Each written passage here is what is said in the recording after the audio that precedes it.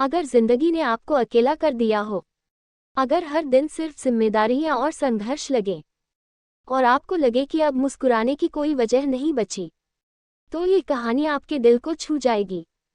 ये कहानी है 38 साल की कविता की, जिसने अकेलेपन और दर्द को ताकत में बदला और आखिरकार जीवन में फिर से प्यार, शांति और सुकून पाया।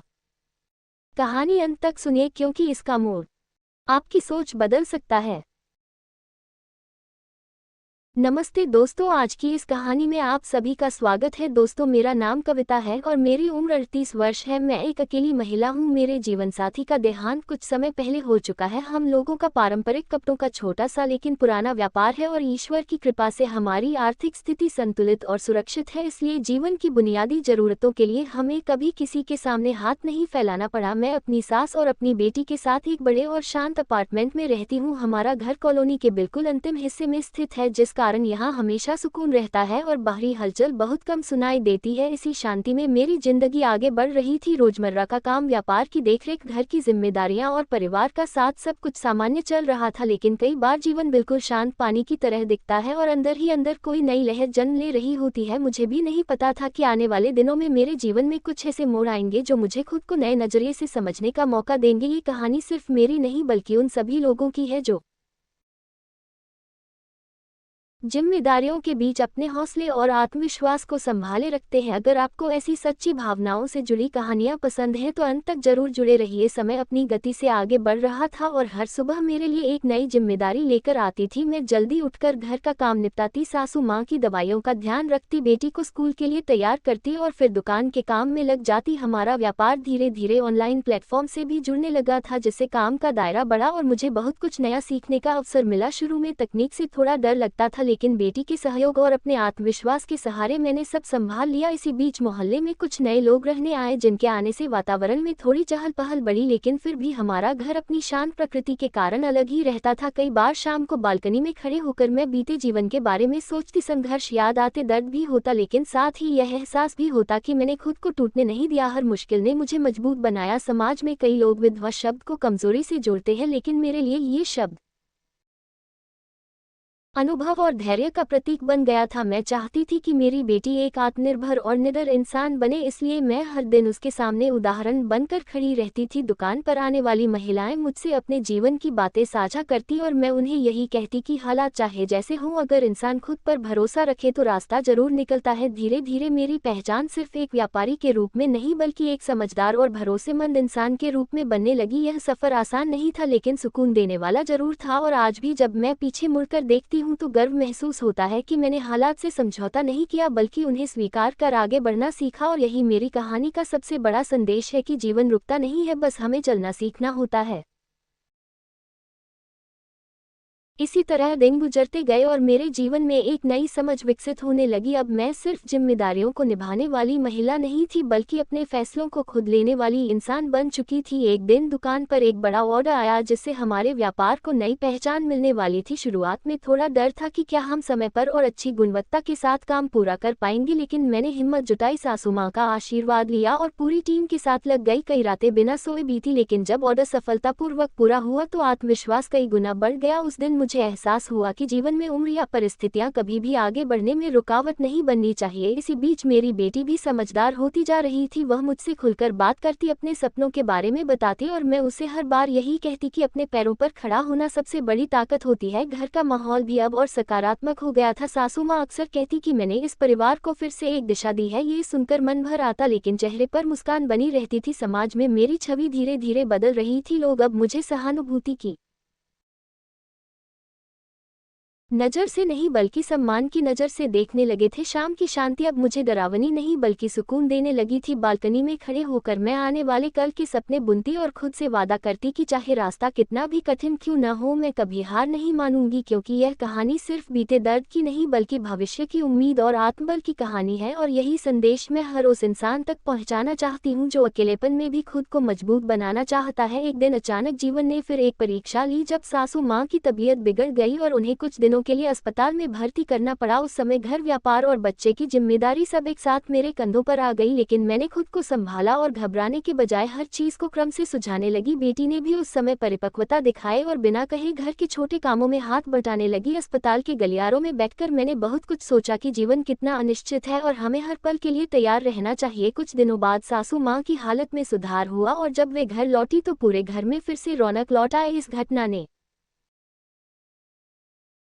हमें और करीब ला दिया। अब हमारे बीच सिर्फ रिश्ते नहीं बल्कि आपसी समझ और सम्मान भी गहरा हो चुका था। व्यापार भी धीरे धीरे नई ऊंचाइयों को छू रहा था। मैंने कुछ स्थानीय महिलाओं को काम सिखाकर उनसे जोड़ लिया, जिससे उन्हें भी आत्मनिर्भर बनने का मौका मिला। ये देखकर मन को बहुत संतोष मिलता था कि मेरा संघर्ष किसी और के जीवन में रोशनी बन रहा है। मोहल्ले की कई महिलाएं मुझसे प्रेरणा लेने लगी और मैं उन्हें हमेशा यही कहती कि हालात हमें नहीं बल्कि हमारा हौसला हमें परिभाषित करता है। समय के साथ मैंने अपने लिए भी थोड़ा समय निकालना शुरू किया, किताबें पढ़ना, सुबह टहलना और खुद से बातें करना। अब मुझे अच्छा लगने लगा था यह एहसास कि मैं सिर्फ जिम्मेदारियों का बोझ नहीं बल्कि एक संपूर्ण इंसान हूँ। मेरे भीतर नई ऊर्जा भर देता था। आज जब मैं अपनी बालकनी से वही शांत गली देखती हूँ तो लगता है जैसे ये शांति मेरे भीतर भी उतर आई हो। जीवन ने मुझे बहुत कुछ सिखाया है और यह सफर अभी जारी है, क्योंकि हर नया दिन एक नई सीख और एक नई उम्मीद लेकर आता है और मैं पूरे विश्वास के साथ आगे बढ़ रही हूँ।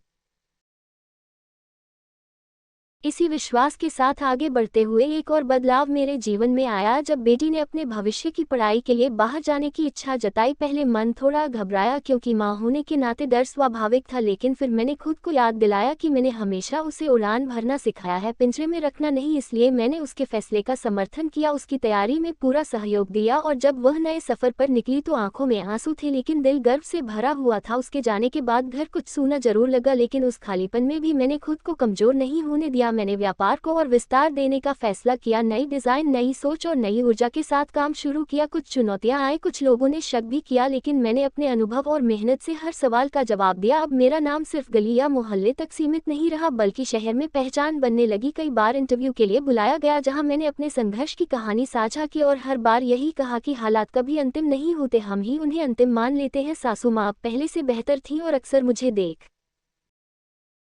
कर मुस्कुराती, जैसे कह रही हूँ कि मैंने सही रास्ता चुना है। त्योहारों के दिन जब घर में रौनक होती और बेटी की वीडियो कॉल आती तो लगता जीवन ने सब कुछ संतुलित कर दिया है। आज मैं अकेली नहीं महसूस करती क्योंकि मैंने खुद के साथ रहना सीख लिया है। मुझे अब खामोशी से डर नहीं लगता बल्कि वही खामोशी मुझे ताकत देती है। ये सफर अब सिर्फ जिम्मेदारी का नहीं बल्कि आत्मसम्मान, आत्मविश्वास और आत्मनिर्भरता का बन चुका है और मैं जानती हूँ कि आगे चाहे जो भी आए मैं उसे मुस्कान और हौसले के साथ स्वीकार करूंगी, क्योंकि मैंने जीवन से लड़ना नहीं बल्कि उसके साथ चलना सीख लिया है। इसी तरह समय आगे बढ़ता गया और मेरी जिंदगी अब एक ठहराव में नहीं बल्कि संतुलन में चलने लगी। एक दिन नगर में महिला उद्यमियों के लिए एक सम्मान समारोह रखा गया था और मुझे भी आमंत्रित किया गया। जब मंच पर मेरा नाम पुकारा गया तो कुछ पल के लिए विश्वास नहीं हुआ, लेकिन तालियों की गूंज ने मुझे आगे बढ़ने का हौसला दिया। मैंने उस मंच से जो कहा वह दिल से निकला कि मैं कोई खास नहीं हूँ, मैं बस परिस्थितियों से डरकर रुकी नहीं। यही मेरी सबसे बड़ी ताकत रही। उस दिन के बाद कई युवा लड़कियां और महिलाएं मुझसे जुड़ने लगी, कोई सलाह लेने आती, कोई सिर्फ ये कहने कि मेरी कहानी ने उन्हें हिम्मत दी है। मैं हर किसी को यही समझाती कि सफलता कोई जादू नहीं बल्कि रोज रोज लिया गया एक छोटा सा साहसी फैसला होती है। व्यापार में भी अब स्थिरता आ चुकी थी, कर्मचारियों को समय पर वेतन देना, नए लोगों को अवसर देना और गुणवत्ता बनाए रखना मेरी प्राथमिकता बन गई थी। घर में सासू माँ अब मुझे बेटी की तरह नहीं बल्कि मजबूत सहारे की तरह देखती थी और यह रिश्ता शब्दों से परे था। बेटी भी अपनी पढ़ाई में अच्छा कर रही थी और हर कॉल में कहती कि वह भी मेरे जैसी बनना चाहती है। ये सुनकर मन भर आता, लेकिन साथ ही जिम्मेदारी का एहसास भी होता कि मुझे सही उदाहरण बने रहना है। अब मैं अपने अतीत को दर्द की तरह नहीं बल्कि सीख की तरह देखती हूँ, क्योंकि अगर वह सब न होता तो शायद आज मैं खुद को इतनी गहराई से नहीं जान पाती। जीवन ने मुझे सिखाया कि अकेलापन अभिशाप नहीं बल्कि खुद से मिलने का मौका होता है। आज मेरी कहानी किसी एक मोड़ पर खत्म नहीं होती, क्योंकि यह अभी भी चल रही है। हर सुबह नई उम्मीद के साथ शुरू होती है और हर रात संतोष के साथ खत्म होती है। और यही मैं हर उस इंसान को कहना चाहती हूँ जो ये सुन रहा है कि हालात चाहे जैसे भी हो, अगर इरादा साफ हो तो रास्ते अपने आप बनते चले जाते हैं।